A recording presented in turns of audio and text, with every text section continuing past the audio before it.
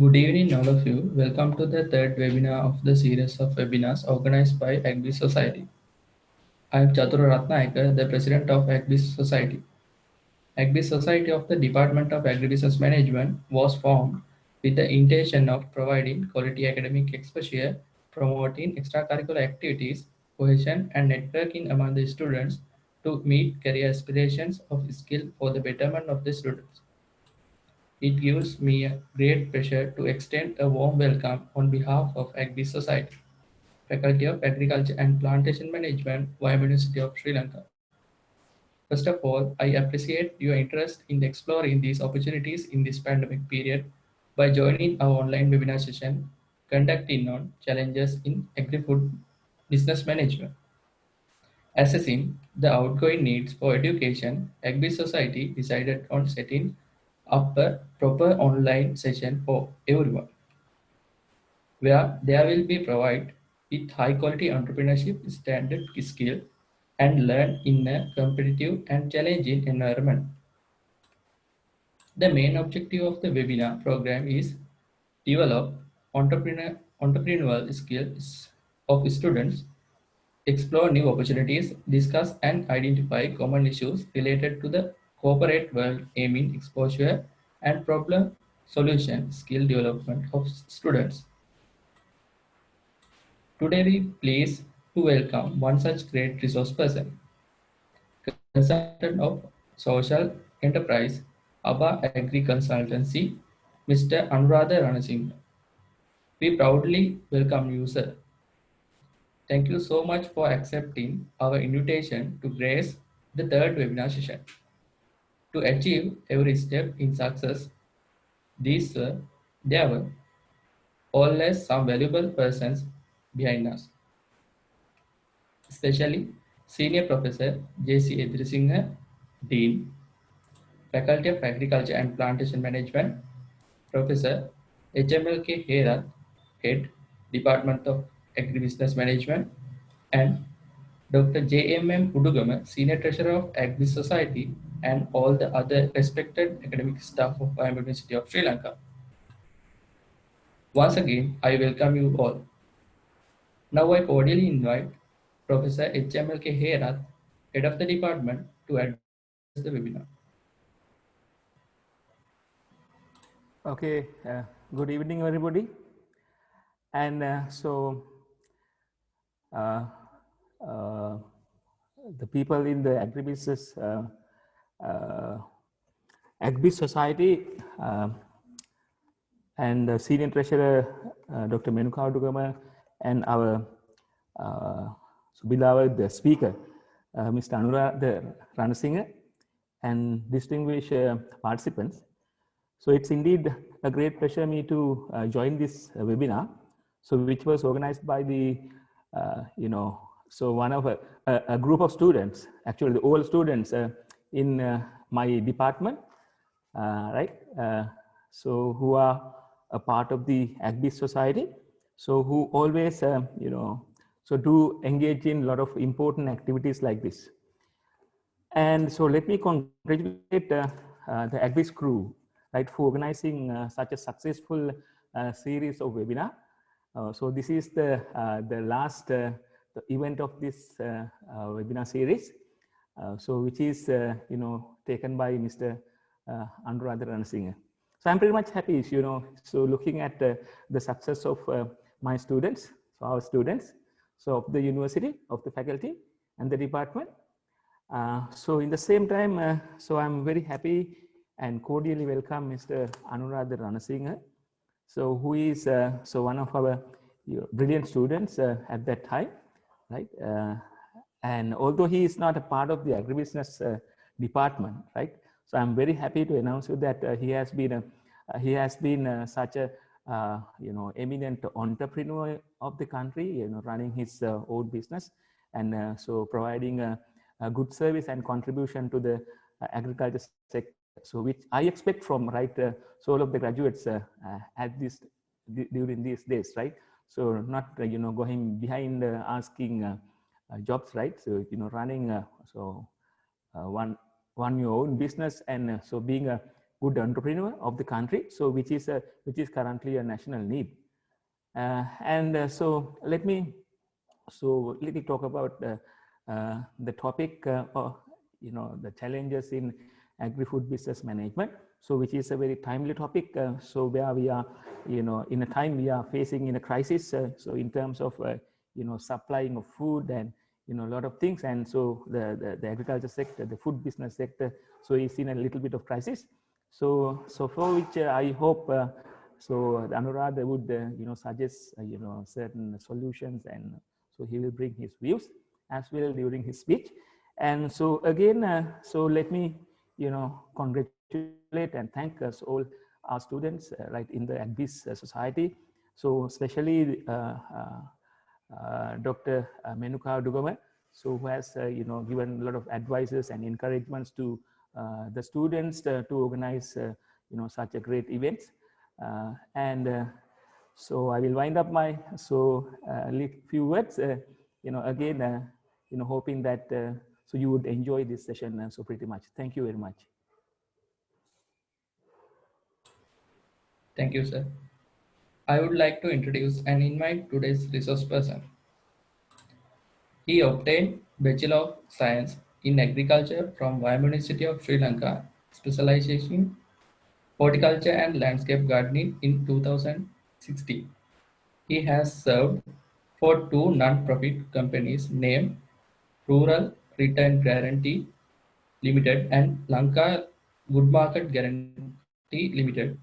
He initiated social enterprise called Aba Agri Consultancy to provide organic farm management and consultancy service. He extended service toward organic product retail market chain, establishing another institute called Ovita Organic Private Limited, which serve as trading platform for organic farmers and consumers. He participated many conference and training program in India, Malaysia, Cambodia, Germany, Kenya, South Korea, and Myanmar and Australia. He is Mr. Anuradha Ranasinghe. Your graceful presence at this webinar session will be a source of inspiration for the youth. Sir, this invitation is for you. I hope you all will have a great time. Thank you.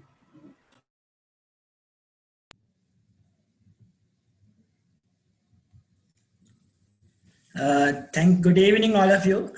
Thank you very much, Chatura, for your lovely introduction. Can you all hear me, please? I think so. Yes. Okay, first of all, I would like to thank Professor Kemin Herath and Dr. Menu Kadugama and the Ag-Biz Society for inviting me to share my, it's not a very lengthy experience, but within 3.5 years, experience of entrepreneurial journey with all of you. So thank you very much once again, and I hope I could share something for you, and this evening will be a fruitful evening for you, and you will get something from me to implement in your lives within the next couple of years. So I will start my presentation. I will conduct a small presentation. So my topic is challenges in agri-food business. So I am managing, as given by the introduction, I am managing one company called Agri Consultancy. It's an agricultural consultancy firm, and another retail market called Ovita Organics. So I will give a small introduction about this Agri Consultancy and Ovita Organics. Then I will go through a presentation of success story of Ovita Organics. Then you can get some sort of idea what are the challenges we faced, and you can raise any questions, and I'm happy to answer all these questions according to the experience I have gained during past 3.5 years. So I basically wear two hats. So Agri Consultancy I'm the founder. After graduation, I formed this company to educate people on organic farming and conduct organic farming and farm development and technology transfer, research and development activities. Apart from that, myself and other 4 friends got together and started Orbit Organics Private Limited, which is a organic market platform connecting both organic consumers and organic producers. So we basically work as a platform to help connecting each other. So I will get back to it very lengthily because my topic is issues related to Agri-Biz, related to the food sector and how to mitigate those issues.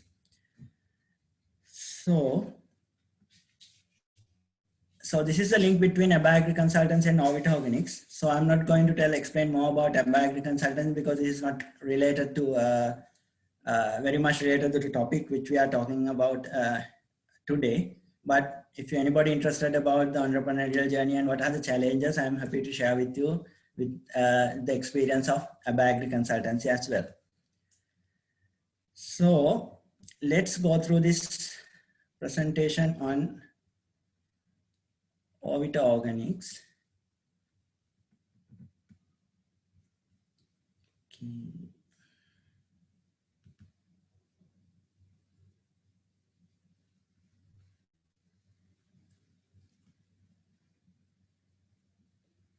Okay.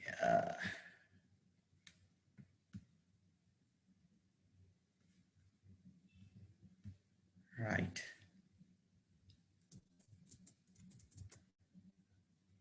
Okay. So this is our logo, Orbit Organics. So our whole intention is to build a healthy nation. So we have identified. So we have identified as a problem many huge increase of non-communicable diseases, as we all know, cancers and all heart and diabetic diseases. I'm not going to talk about these things. So we thought organic and the current situation also, it's really not a positive indication because we consume only less than 1% of organic food in Sri Lanka. So we have identified it because it's because of limited availability and high cost and low reliability. Because there are many people we identified, many people willing to purchase organic, but they cannot buy them.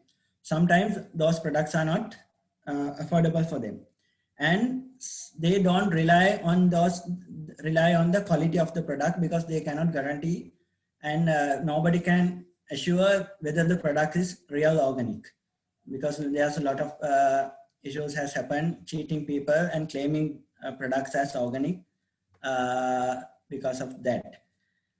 So then we decided to have a city-centric ecosystem. So that means we are developing an ecosystem. That means we are connecting organic farmers with consumers, and we do delivery and we maintain physical store.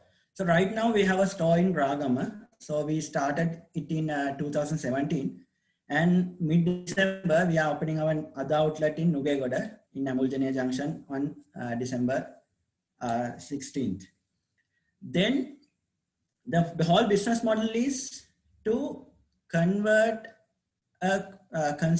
convert a crowd or have an ecosystem. That means a group of consumers around our store and group of farmers who are willing to grow their produce and make a link in between them. So then most of the products we cannot deliver, then we will be having a supported buffer central farm system. That means if in case now Ragama, we cannot find upcountry vegetables. So what we do is we maintain a couple of farmer groups as buffer farms to cater this demand.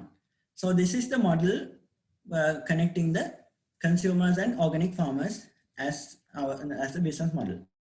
So I will show you how both parties get benefited from this business.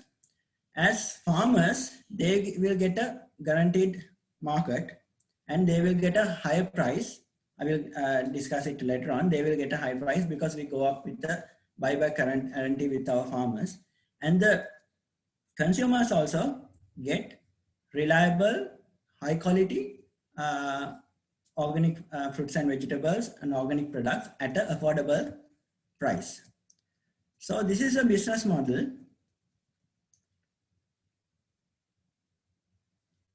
Right. So this is the business model.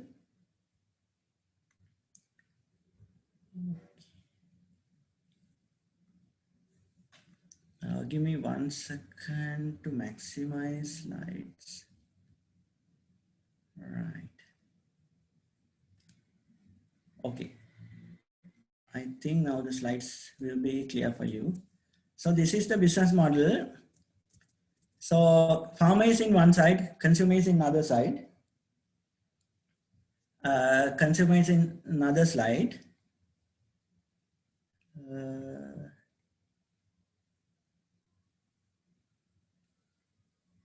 Please, can somebody assist me to play these slides?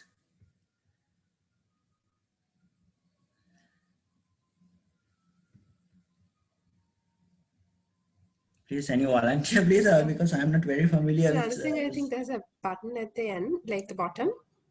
Okay, madam. Say, which says play, bottom, all the way down. In the screen sharing mode? No. In your slides, like when you open the slides, there's like a band at the bottom where there's all right. Maximize, increase the percentage and all that. So there's a button just next to that. Says play.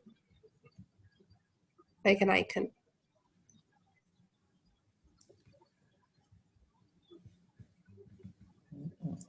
I think.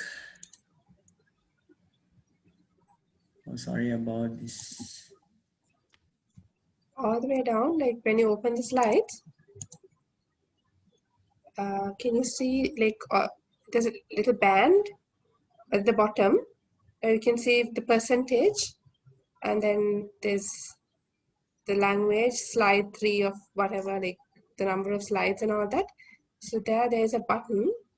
If you hover over it, it says slideshow. Now I stop share it. Then I start screen sharing. Yeah. No. Before you screen share it. All right. If you open the slides. Okay.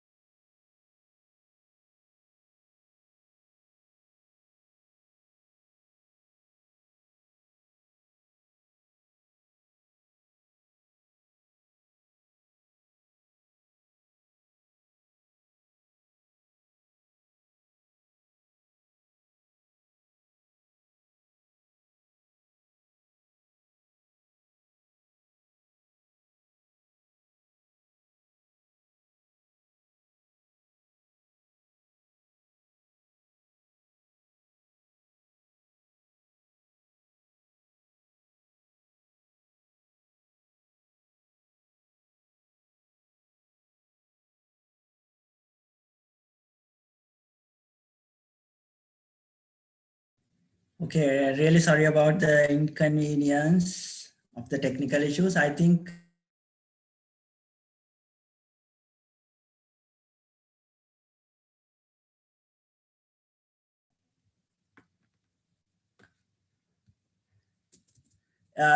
is that orbiter will be in between, and we will be adding a value to the consumers as well as for the farmer. So this is the progress of our business solution. So we focus the main railway line because we are located in Ragama. So at a low cost, we can manage the logistics through the railway system.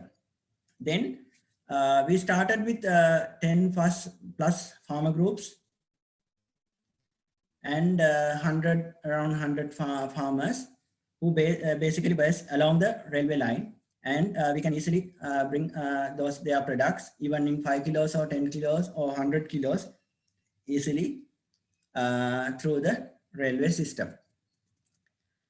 So the concept is the first ecosystem in Ragama. So we took 2.5 years for us to break even. So we started with 12 stock keeping units, and by 2018 it increased up to 100, and 2019 it increased up to 250. Then by 2020 now we have 500 plus stock keeping units, and our partner farmers grown from 3 up to 100 right now. So our top line grew every year, almost doubled. So we started with 1.5 million revenue in within that year in 2017.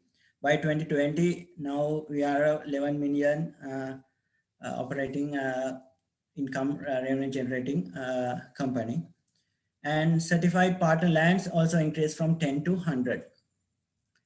So this is our business expansion plan. We already function in Ragama, and by next month we will be functioning in Nugegoda. So we are hoping to expand it into Gampaha, Kiribati and various cities by with new coming years. So our target is to have 25 ecosystems by 2030. So what I explained, as explained earlier, ecosystem means a community or gathering in between farmers and the organic consumers. So we play as the middleman, we play in the middle. So we are planning to have 25 this type of business model by 2030 by increasing our top line and increasing our certified farmer base.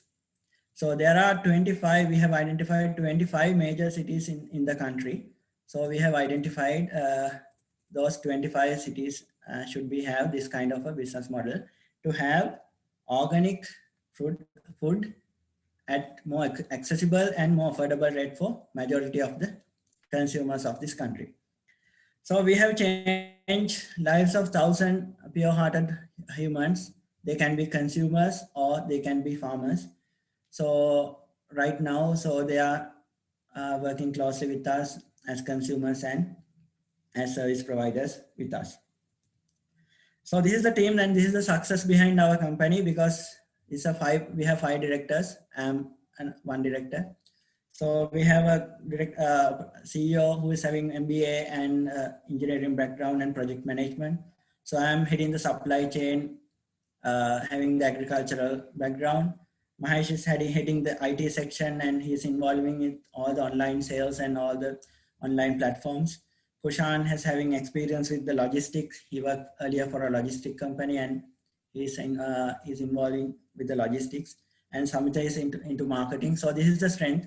So we cover all the areas which a bigger business need to address, which a single entrepreneur having difficulties to cater and to address all these areas in one segment. So we consider our competitors not the organic sellers, like as you all know, Saraketa, Nature's Corner, they are the leading organic players. but they are not competitors of us because we also supply to Saraketa, we also supply to Nature's Corner with our excess production. So the whole business model is to grow organic and expand organic, collaborating with all the organic partners. Our competitors are bigger, large-scale supermarket like Kiehl's, Spar, Cargill's, and Apico or Glowmark, because they are having the high-end and much more affordable consumers, but they are consuming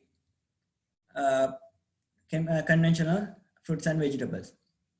So that's what we need to convince them and bring our price down and give a fair price to the consumers and give a fair price for the farmers and attract more consumers who are apparently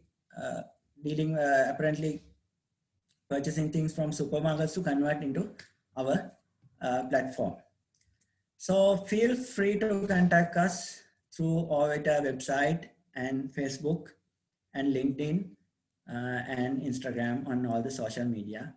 And thank you very much. So this is the brief introduction about a business model, what we are working on, which we have, and which I, as the supply chain director, which I have direct hands-on experience. I just wanted to explain this model to all of you because we are discussing about the challenges of agri-food business in the country and how to overcome these challenges. So we have provided some solutions during our short time period. That's how I accepted this invitation, as I have something to tell about you, as I heard many of you interested to be entrepreneurs and like to start some sort of business in your life as startups or as entrepreneurs. So the first business model which I showed is one company I am managing. It's a Agri consultancy, which I am spending my knowledge and experience. And this is another platform which I am sharing the product handling and product management. So I think you have got a basic idea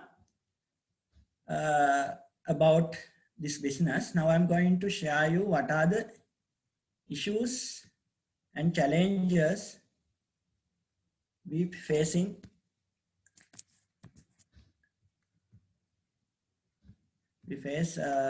during managing a business, agriculture related business in this country.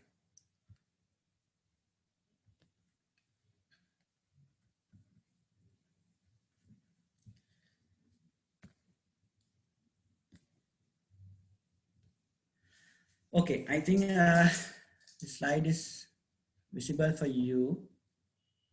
So these are the issues and challenges what I have identified during this 3.5 years journey developing an agribusiness related an enterprise. The first problem is, and you also may have experience in different angles, and you may have different opinions about and different solutions how to overcome this. And I will provide what are the solutions we have taken to overcome this problem, because no point of discussing all the challenges and issues and stopping by right now, at that point, giving any solution. So first thing with what we have identified, and still it's a burning issue for us during our expansion, is low consistency of products. So imagine all our consumers come to us to purchase fruits and vegetables from us. But if our farmers fail to provide vegetables and fruit consistently, a certain quantity throughout the week, throughout the year, then our consumers get dissatisfied.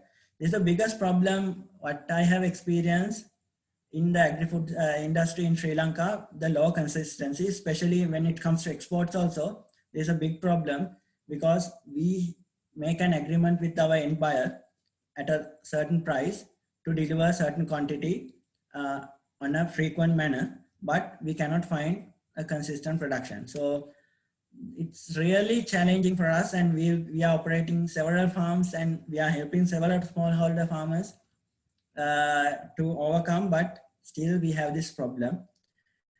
So that is because of inefficient planning, because most of our farmers, they used to grow one crop at one time and throughout their land and get a harvest and sell it at a whatever the price available and wipe out their hands.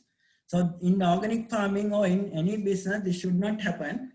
As if we have a proper storage condition, that's okay. Otherwise, we need, as a tropical country, we have enough sunlight and we have enough water.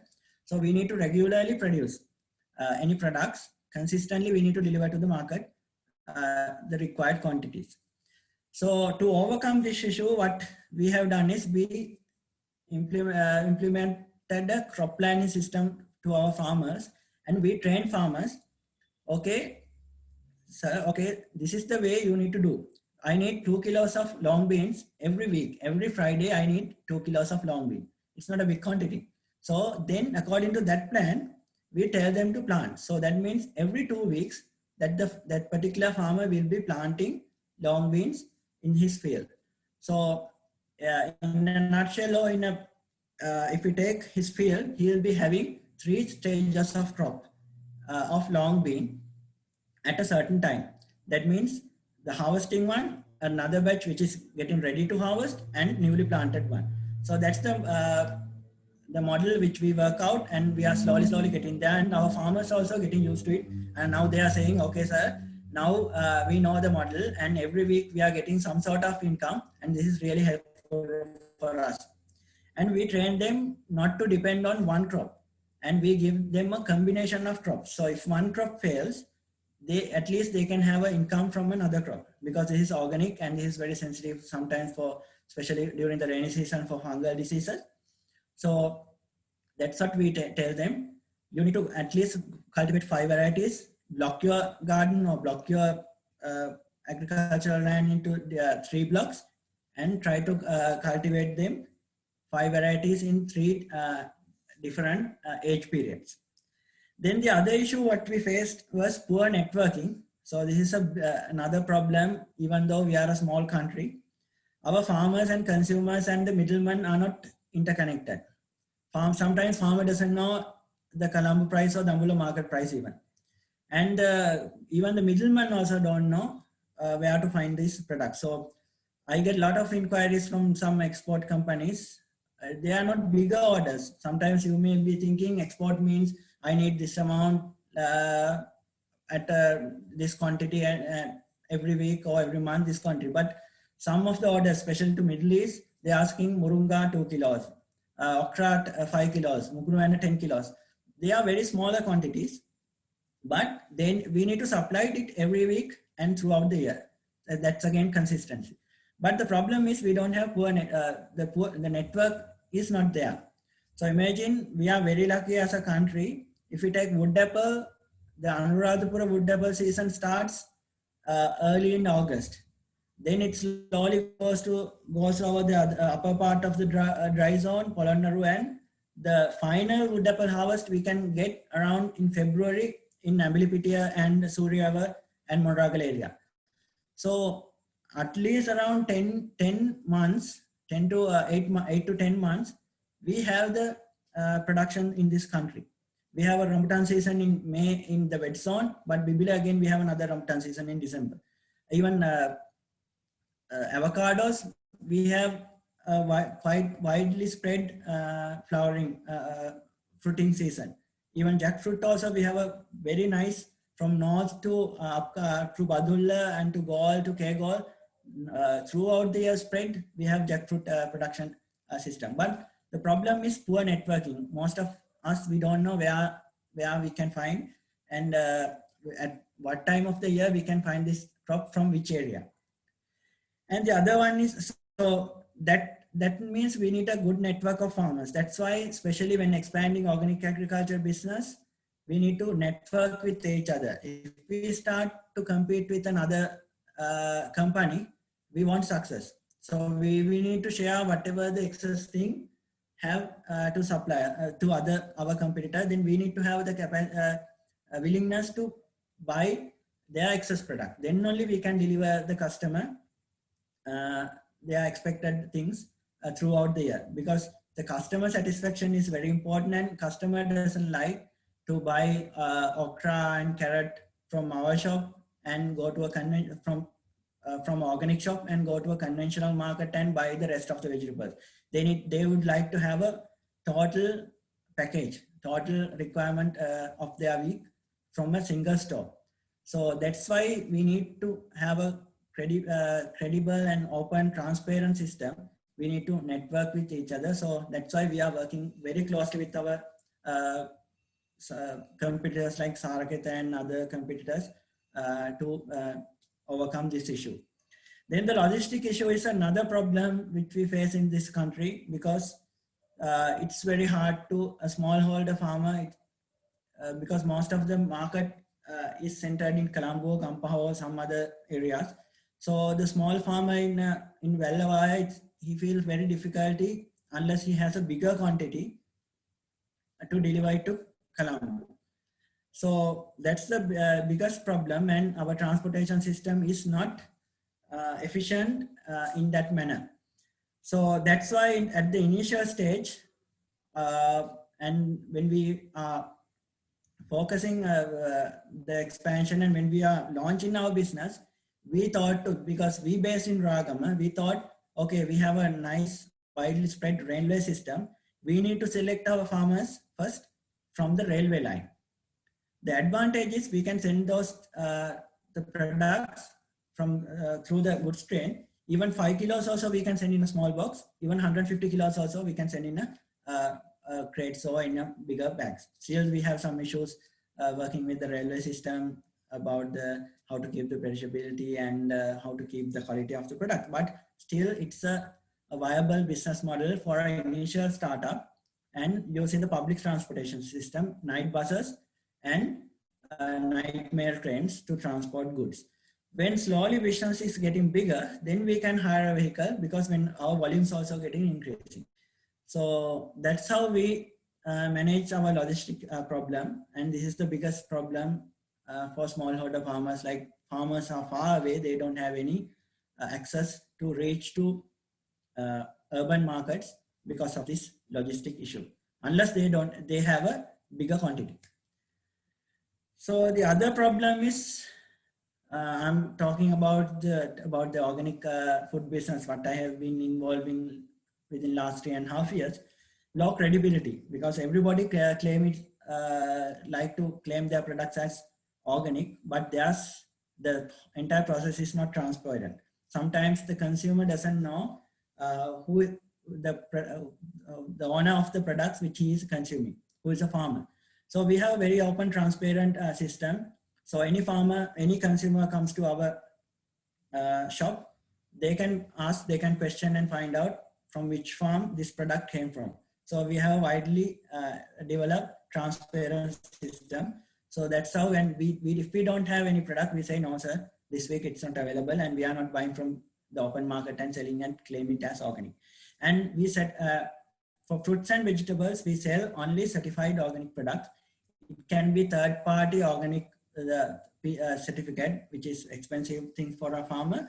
But again, there are alternatives like participatory country system. It's another thing. So the consumers, it's a combination of consumers go and claim this product as organic. So we have PGS certification system also previous in our system. So with that, smallholder farmer can get a certificate at a 600 rupees, like a small affordable rate. So we sell only organic certified food, fruits and vegetables. And the other end, I myself as a supply chain, we frequently visit farmers and talk to them and ensure whether they are doing organic in a correct way and whether they are using any prohibited chemicals. Because there's a trust business, we always need to, consumer need to trust us, and we need to trust the farmer. Farmer also need to trust us. So that's why the credibility and the transparency is important. Then we have a supply chain officer. So that's the first recruitment. We even after the office staff, we have a shop manager and another sales and delivery people. But soon when we had the opportunity to invest to another person to hire, we invested on a person to as a supply chain officer. So his duty is to run, visit all the farmers frequently and meet them and see their work and see their agricultural activities according to the organic certification standard.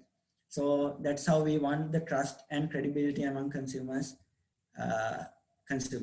So, and the other problem is unpredictable weather, but we don't have any issues.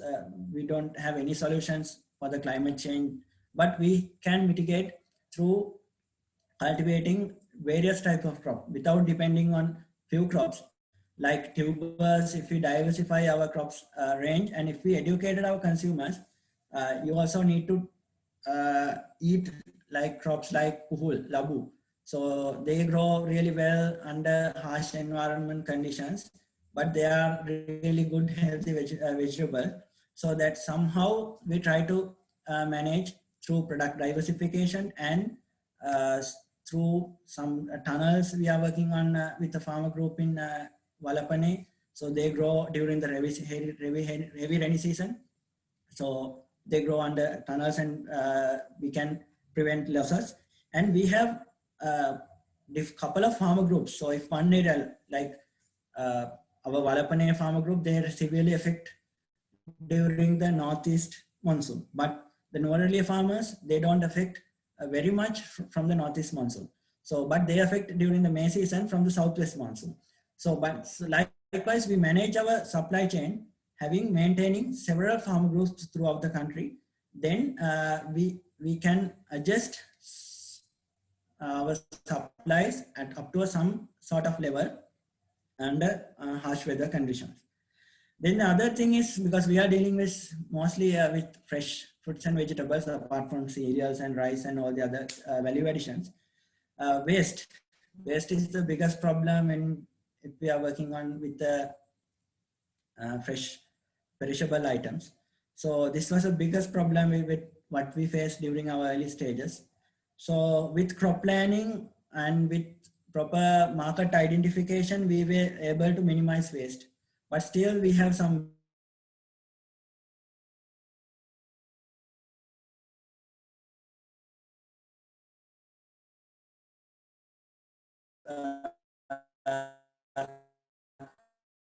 like beta gourds and some vegetables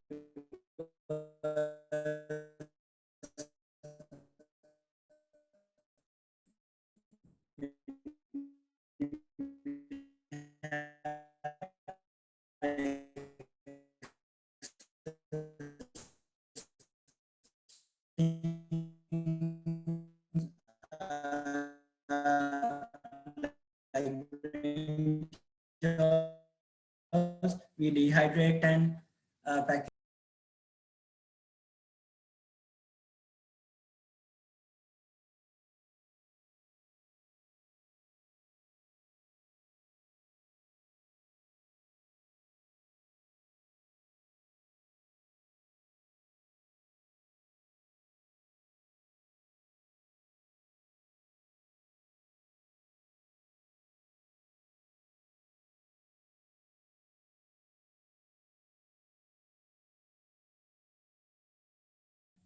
Okay. So likewise, so the waste, actually waste means they are not waste, but we try to add value to our products, because as you know, everybody like to purchase fresh vegetables. So every Tuesday and every Friday, fresh products will be coming. But after, like on Sunday evening and Monday, all the fresh produce getting bad. So we take them before it's going wasted, and we add value to those products, like making roti and making some products like soup. So those are the basic issues we have identified during our journey during last 3 years. So I think you have got some sort of an idea how we manage issues related to agri-food business with a real example of a not a very large scale, some medium, small scale organic retail outlet. So that's I would like to wind up my presentation. So I'm happy to answer your questions, and would like to give you the opportunity, and floor is open for you.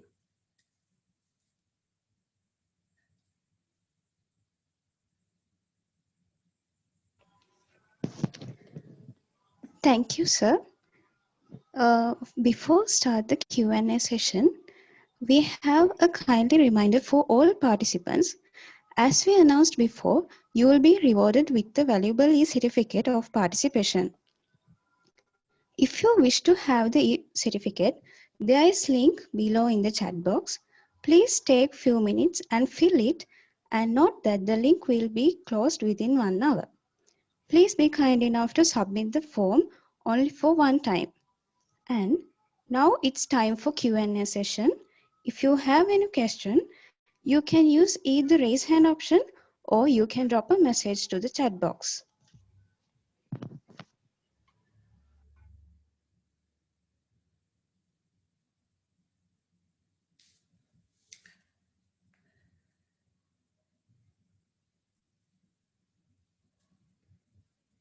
If you have any questions, please type it and send it to me, then even I can find it. I can answer.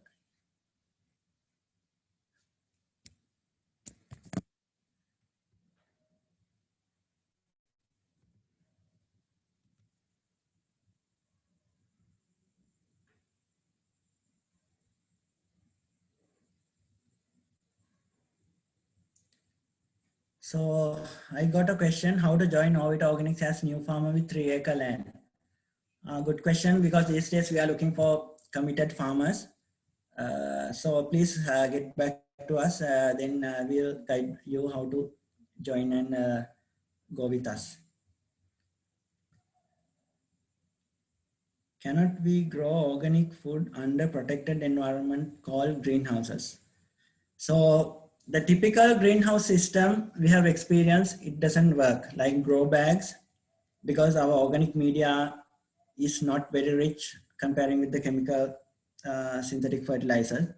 But we have moderated greenhouse according to the bed system. So we are having few greenhouses in Valapane, one of our farmer group. Now with our guidance, they have converted their greenhouses. It's basically greenhouses, but greenhouse, but they grow on the floor. So they have bed systems,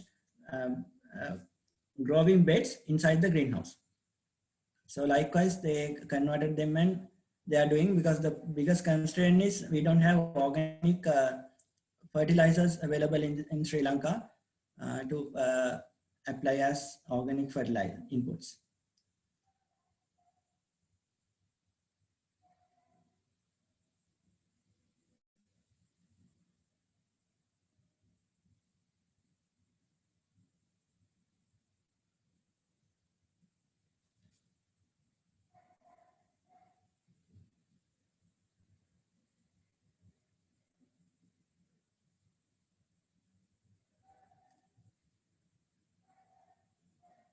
I thought you will be having more questions, so that's why I went through the slides to give you more opportunity. What is the first thing do when start organic food business? It's a really good question. So we had this argument when we were starting the business. So at that time I was in US and my friends, they started in 2016 July. So we had very lengthy discussions. I opposed. This is not the best time to start because we don't have production. But my friends was telling, no, we should start. Once we start, we can find production.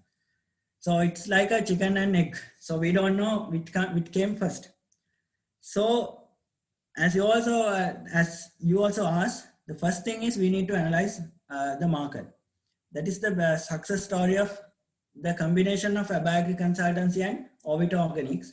As myself, I do consultancy and I know what is exactly required to to market. Then we, as a shop, as the marketing arm, we know what are our customers' expectations.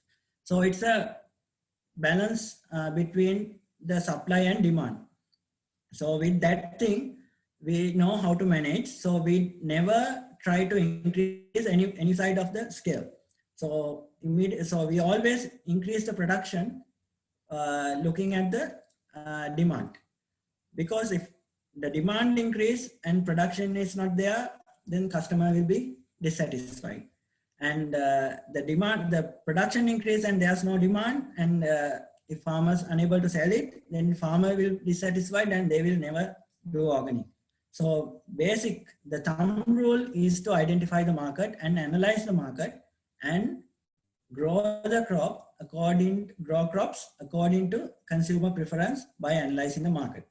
But the preference also always there, but like we have a huge demand for organic potatoes, but only one farm in this country, they produce in a large scale organic, that's a greenhouse organic, they produce organic potato. So we always educate to farmers, when you have organic potatoes, you better consume, but we have organic sweet potatoes. So why don't you consume organic sweet potato when you don't have organic potatoes? Likewise, consumer awareness and understanding between consumer and the retailer is very important thing. So it's a really good question. So what are the... Sorry? I have a question. Yeah. So I would like to know, is there a valid process of getting the products certified as organic, and if so, what is it? The process of a certification process for organic food, is that like a valid process in Sri Lanka? Yes, there's a valid process. So in Sri Lanka, we have 3 certification systems. One is third-party certification. So that is done by third-party organizations like, if I tell names, Control Union, and there are 9 or 10 organic certifications bodies, Maya Cert, EcoCert, likewise bodies. So it's a third-party certification system. If we need to go to export, definitely we need a third-party organic certification, and it is expensive, and it's not affordable for many of the small-scale organic farmers. So when we consider about local consumption, we can go for local certification. So like we have Sri Lanka organic standards, which we call SL Organic. Again, we can apply for SL Organic, and there are some organic certification bodies like Sri Cert, different bodies you can apply. That also somewhat moderate cost. And there's a system called participatory guarantee system. I didn't explain it in a bigger way in my previous slide. So that is a network between consumer and and farmers. They get together, consumers, middlemen, and farmers. They get together and certify. So it's some sort of a second-party certification, not a third-party of community, some auditor from another different country and coming and auditing it. It's a group of consumers. They get together and visit these farmers. Then they give after the inspection, they claim, okay, we are satisfied this farmer and he's doing a great job. So we would like to claim it. So first party organic certification means if I'm the farmer, I can tell I'm not doing anything. I'm always following, I'm honest, I'm always following organic techniques. Please come and see. That is first party organic certificate, self-claiming organic certificate. The second party means that's the most affordable system, participatory guarantee system. All the participants in the value chain, they get together and they certify their certain farmers. It's becoming very popular, and it's very popular in Brazil and South Africa as well. They have reached to the national level accreditation for their PGS, participatory guarantee system. In India also, it's very much developed, but still we are slowly going there. So with the good market, I was there since 2013. So we created a participatory PGS system called Good Market PGS. So with that system, any single farmer can talk to Good Market and arrange a visit. If they organize as a group, they need to only spend around 600, very small amount. as if we apply for an individual farmers, they need to spend around 5,000 rupees, but it's really affordable comparing with third-party certification systems. Thank Okay, you. so what are the things we do? Yeah, what are other upcoming agribusiness opportunities in Sri Lanka according to your expertise? So what I feel is, of course, organic is there, and the spices always, and we have been there, and it's there, and there's a huge market coming for value additions, especially for fruit products. And a lot of companies like CBL and different companies, they're investing a lot. They have a huge market demand for value-added fruit products. So they are looking for various opportunities to collaborate with farmers to grow, increase their volumes in terms of crops like papaya, banana, and pineapple. There's a huge demand for pineapple value-added products. So it's always growing, and the coconut industry also always growing. And the new trend is, and now one of the new trend is growing herbal things like Katu albatu, then Vishnu Kranti. They are the two bigger ingredients for using for Samahan. So Link Natural like companies, they export a lot from other countries. So they are like to have their production in Sri Lanka. So, and they are opening up different avenues to work farmers and farm organizations to supply products to them. So that's one emerging thing, and dehydrated fruit, as always, spices, and yeah, the other one, Vedic products. Then have you done anything to make people attract consumers towards organic products? Of course, so we do, we are doing promotions time to time, and the best thing is what we do is we are giving credit, we are winning their hearts through providing honest product. So we are always transparent, and we always try to increase the credibility and accountability among our consumers. So that's the basic thing what we have earned in our business. So people believe in us, and time to time we do small promotions. When we have new products, we do promotions likewise, and we operate our social media, and we always post our field visits time to time in when we visit them. So those are the ways how we attract farmers to attract consumers to our business and organic products, because when products are more affordable and they trust, then they like to come visit our stores and try to purchase from us. How we analyze product is purely organic. So that's the thing. That's why we need certification systems. So then we know whether the product is very transparent. And as a consumer, you always have a right to know your farmer. So if you are buying any product, and please ask from any seller, where are these products are coming from, and who's the farmer, or I'm interested whether can I visit this farmer. So always ask that question, always raise that. So then nobody can cheat it. So we always encourage people, all organic consumers, to ask or claim, ask from them where their product is coming from. We always encourage that. What about monthly revenue for 1 acre land in intermediate zone? This is approximate answer. So monthly revenue, so we have done business models. So this, as an agriculture consultant, I'm doing, but 1 acre is not a reasonable volume to have a business, because we cannot break even the initial overheads within 1 acre property. So if you are investing on a large scale business, 1 acre is not sufficient, because even you manage 1 acre or 5 acres, your fixed cost, the cost are fixed, some of your costs are fixed. So at least you need to have 3 to 5 acres to break even, and to cover your basic management cost and gain a profit. if you are doing it in a little bit in a commercial scale. So, but if you are doing, if you are putting your own labor and own energy and own resources, then you can bring it up to a profitable scale. But that depends on the type of crops and type of market, and how much effort you can put and how much time you can invest on your business. It's hard to tell from within a single crop. Can give, but it depends. So it depends, like because if you invest your own money and time, then you'll be saving.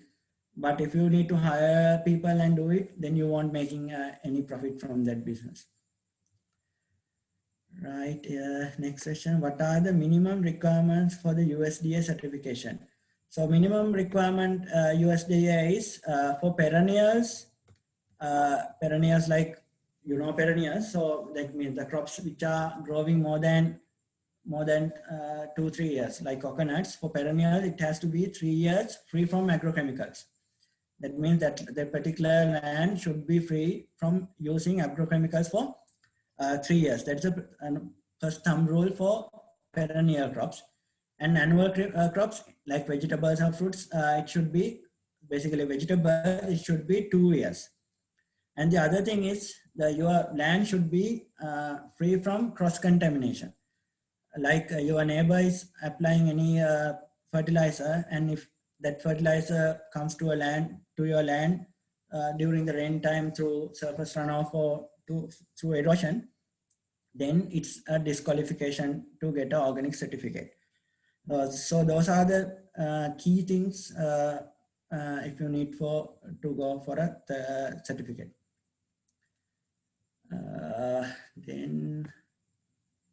So that's a USDA, and USDA means United States Department of Agriculture standard.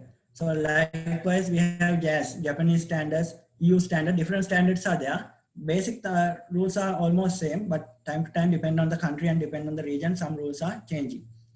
Normally, our farmers are used to apply chemicals. How you change their mindset towards the organic, example, vegetable. The first thing is the price mechanism. When anybody everybody will be getting interested, because farmers, they put a lot of effort, but sometimes they are not satisfied with the price they get. Sometimes they have to sell it at a very lower rate.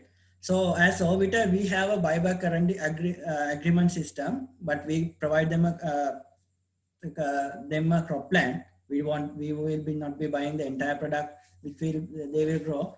So we provide them a crop plan. If they grow according to our demand, according to our crop plan, we give them a fixed price. Like low country vegetables, throughout the year we provide 120 rupees fixed price. So it's a really good price, and even the farm gate price exceed sometimes during the heavy rainy season. Market price exceed 120 buffer price, 120 base price. At that time, we provide them 30% organic premium. So then farmers are always happy, and we can keep the consumers also happy, because our prices are not fluctuating all the time. So that is the basic thing. When we work with them, we always frequently monitor them. We always talking to them, and they feel okay, they are not alone, and we are backing them during the transition period and to move with organic farming. So then when they win our heart, and when they are financially also stable, they like to go. But there are still some farmers who would never like to switch to organic, so we are not talking to them. We always welcome people who really understood the adverse effect of agrochemicals and who really like to change their mindset up and enter to this new journey. Getting organic certification is very expensive. Third-party certification is okay, that is to selling organic. So that's what I already told you. Third-party certification is a must if any product is entering into the international market. It's a basic rule. So that means third-party means third-party body, not the farmer, not the buyer, somebody outside, third party. First party, second party, third party come and claim it as it has to be an accredited certification body. So Sri Lanka Accreditation Board accredit In Sri Lanka, the Sri Lanka Accreditation Board accredit all these certification bodies. In other countries, there are all the, if we need to have USDA, US Department of Agriculture should accredit that particular certification body. So that's why these certifications are very expensive, because most of the auditors are international auditors, and they need to come and do the audits. That's why it's important, and it's expensive when it comes to export market. But export market means we have the price premium, and we can utilize that cost, and we can pay. It's affordable for an exporter to have the third-party organic certification. But when it comes to local consumption, we don't need such kind of a very expensive certification system. That's why we need those kind of alternative systems like PGS or Sri Lankan organic standards to follow and give a trustworthy product to the consumer. What are the main criteria and by your company in the organic products? Is that not using chemicals only? What are so we basically for fruits and vegetables, we consider it's a must to have an organic certificate. That means it has to be either third party or Sri Lanka organic certificate or a PGS certificate. But it's rice. When it comes to rice, it's very hard to get organic certificate because of cross contamination. So we only sell traditional, claim rice as traditional rice. And sometimes some products, other products also, like we have time to time we get black gram and some sesame like products. We call them as natural because it's very hard to maintain the organic standards. But fruits and vegetables, it's a key thing. It's a must to have certified organic certification, either PGS or third party to sell this product. And we always promote natural things. So we're free from additives and natural value-added products, free from all the other external materials. We always encourage to have natural food and traditional food in our supply chains.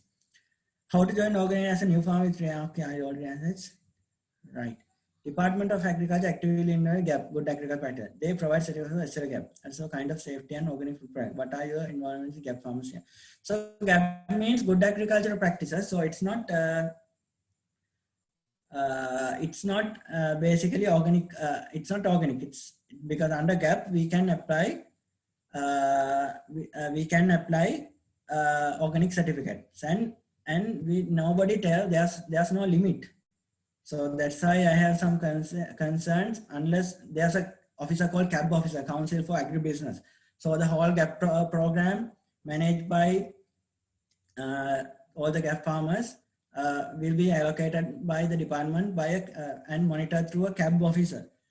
But it always depends on their efficiency and their level of monitoring. So GAP is not, it's good at up to some extent as they control like bagging of polythene, bagging of crops like cucurbitaceae, like bitter gourd and loofah. We need to bag and follow some cultural practices, but still application of chemicals are allowed in GAP system.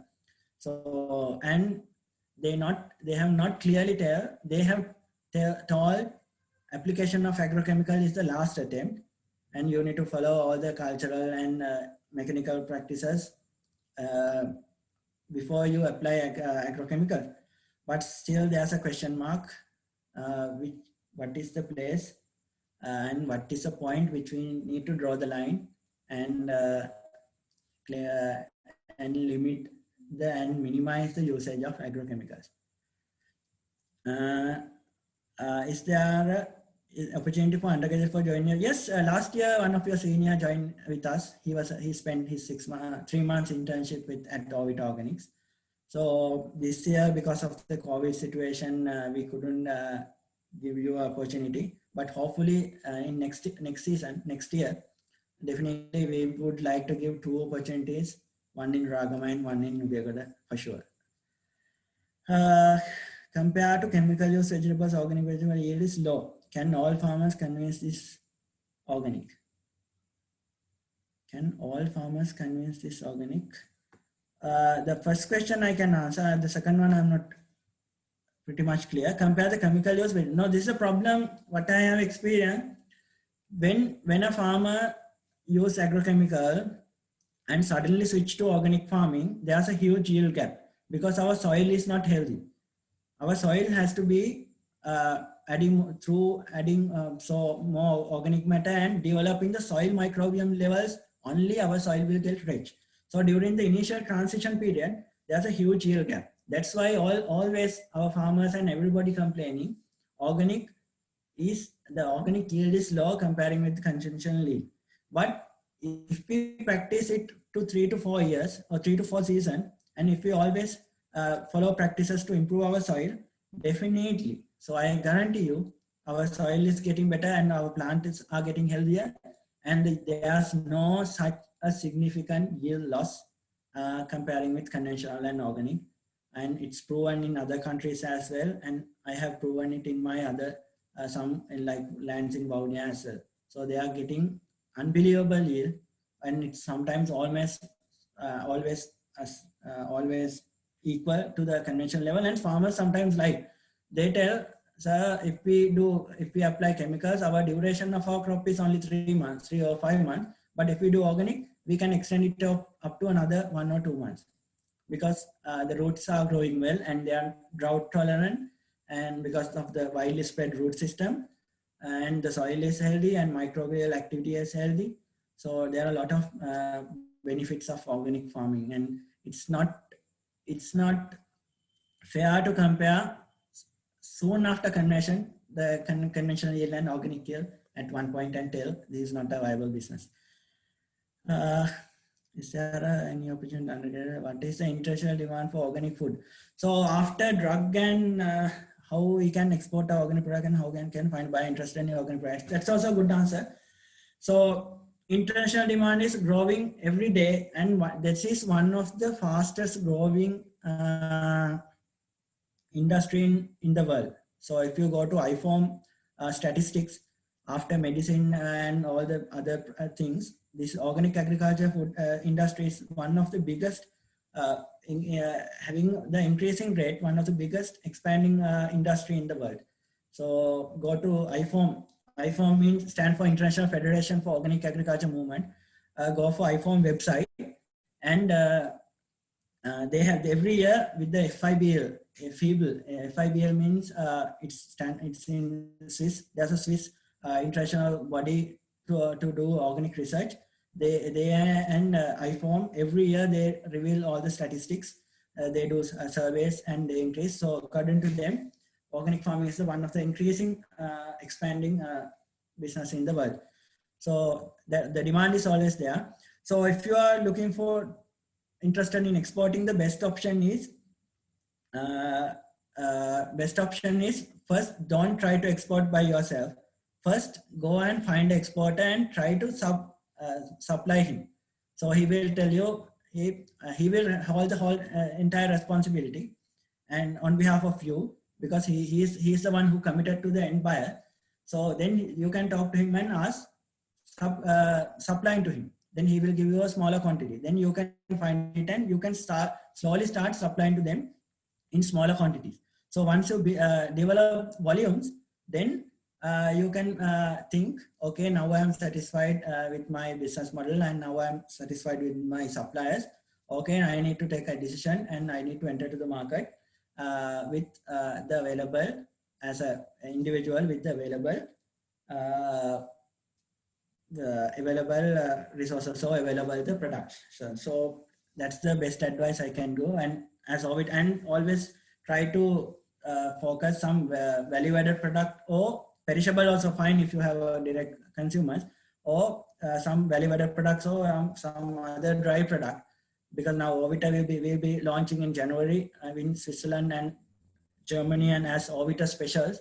So we did our pilot shipment and it's very successful with some traditional rice and organic tea. So we'll be launching our Europe operation in January as Ovita special in next January. Then any other questions?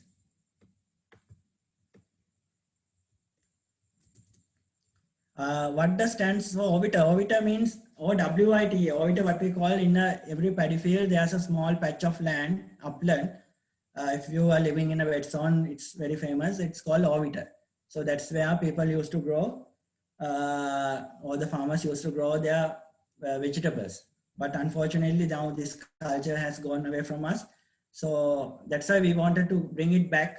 So we grow paddy in the field and we have a small plot to grow our own vegetables. So it's not for a commercial scale purpose. We used to grow for our own consumption. So we took that concept. That's why we are we branded our name as Orbiter Organics.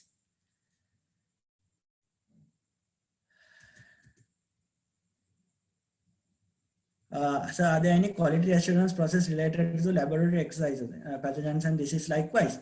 I am not very familiar with this subject area, but there are, I heard like a certification body like SGS, they are conducting, and I think pathogen levels should be, I think almost zero from some like if we export any spices, there are limits. So there are different standards now. US having food safety modernization act, they have a certain level of E. coli should be there likewise. So we need to go through lab test and get it done if we are doing exports. So it depends on the buyer and depends on the country.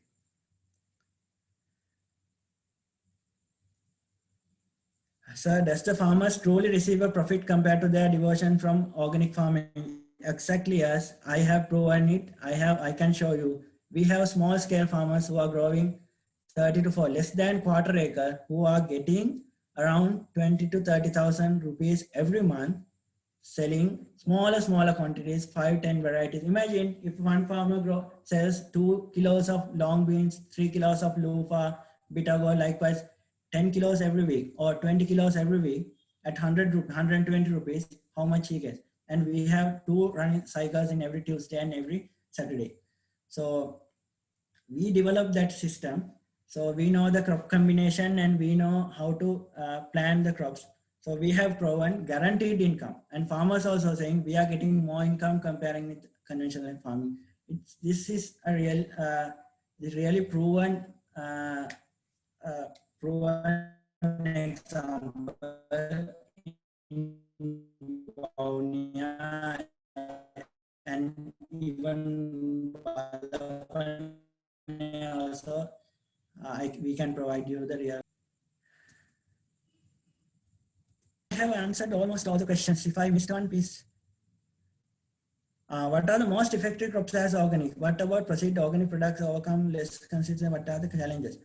So overcome consistent is crop planning. You need to do crop planning if you are growing fruits and vegetables. So that means every 2 weeks, every 2 to 3 weeks, you need to start planting.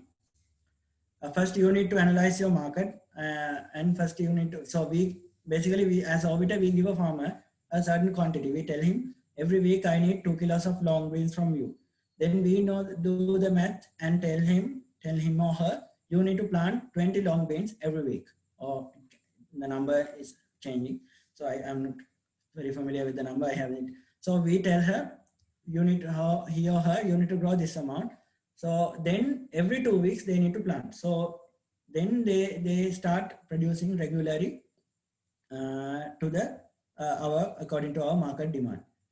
What are the most effective crops as organics? Some crops, like some are sometimes especially during yellow season, the heavy wind season, we get our insect activity is very high. Sometimes the varieties like bitter gourd, cucumber and loofah, they are susceptible for viral attacks. And during heavy rainy season, we cannot grow crops like capsicum. It's very hard because of the fungal and bacterial activities.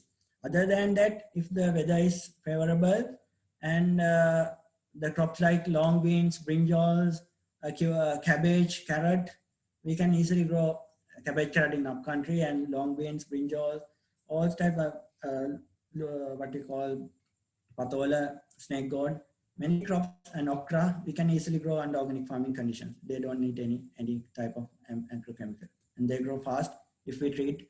Basically, if we put more organic material and if we enrich the soil, they will really well. Are there minimally processed food included in Orbiter?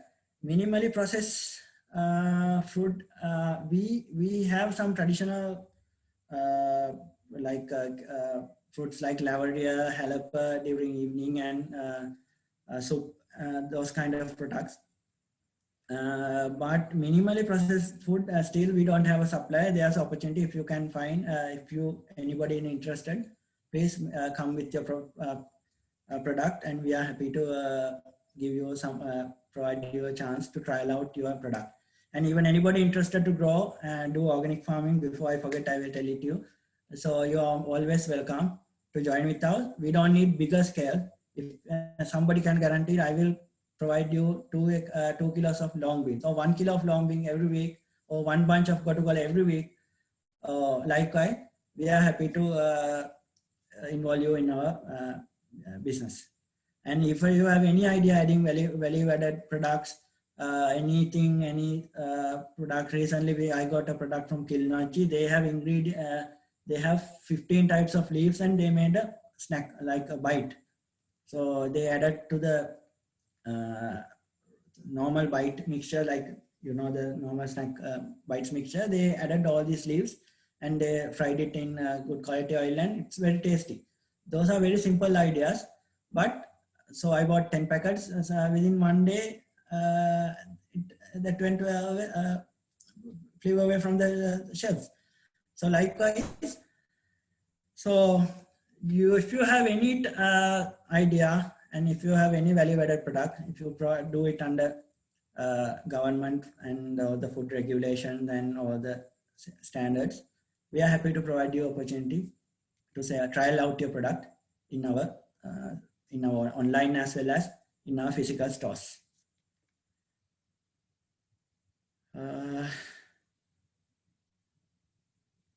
Is the organic farming the last alternative left for the future for food security?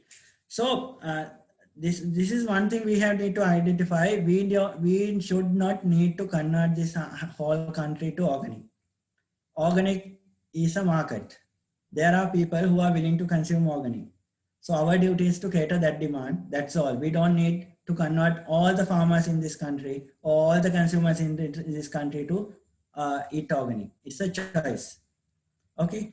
So if anybody interested, if farmers interested to grow, they will start grow using organic methods. If consumers interested to eat more organic, then they will ask for more organic food. It's always the balance. If we try to influence and try to manipulate it and try to balance that ecosystem, natural system, the whole system will collapse. We have plenty of examples in this country.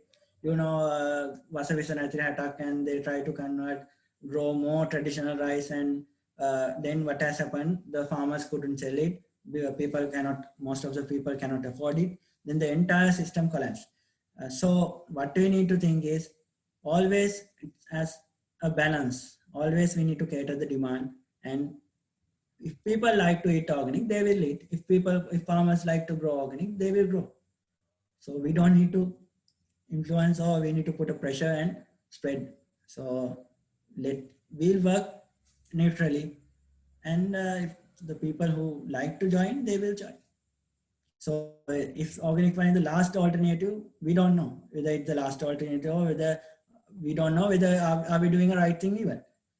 People used to say organic, we used to grow organically, but the population was very small in that time in the world. So we had to go for hybrids, and we had to go for all the agrochemicals, because to cater the increasing demand and the increasing population. So organic is a niche market. That's why we should not mess up this with organic business with the large scale organic with conventional farming. This is my final advice. I'm always telling all the people this: we should not mess commercial farming with organic farming. Organic farmers can do organic.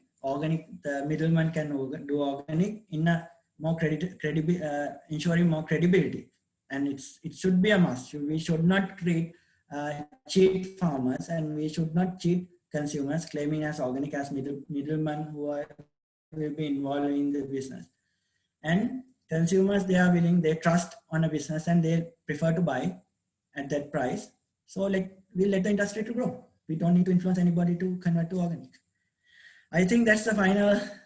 We came up with a good conclusion, and I'm going to wrap up. So I think I have answered all the questions. Our Q&A session was a huge success.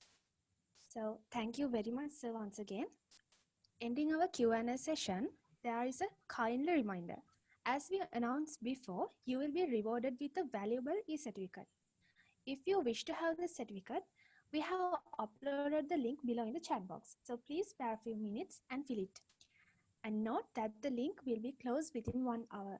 Please be kind enough to submit the form only for one time. Now, I would like to cordially invite Dr. J.M.M. Udugama, Senior Treasurer of Ag-Biz Society, to address the webinar. Thank you, Sadisha. It's really great, wonderful moment to have Mr. Anuradha Ranasinghe with us as the guest speaker today, because he's someone who has made the faculty proud, as even Professor Kemin rightly said, because today it was a very interesting session. I could see so many questions still showing up in the chat box and Q&A box. So thanks so much, Mr. Ranasinghe.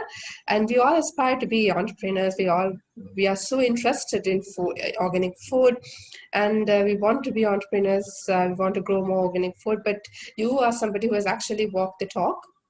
And I know that there are so many young people in the audience who have the capacity, who has the energy to offer something new, offer something worthwhile to the society.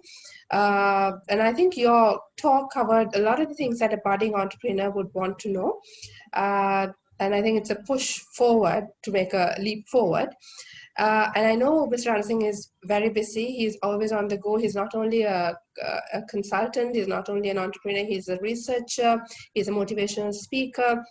So he wears many hats, and he works with so many people from all walks of life, starting from farmers. So thank you so much, Mr. Ranasinghe, for being here. And I know if there's anyone who needs any help, he is always there to lend a hand. And the Ag-Biz team, great work, organizing a very successful webinar for the third time. And I would also like to thank Professor Kemin for his continuous guidance and support. And thanks everyone for being here. Have a good evening, and hope to see you all next week. Thank you. Thank you very much.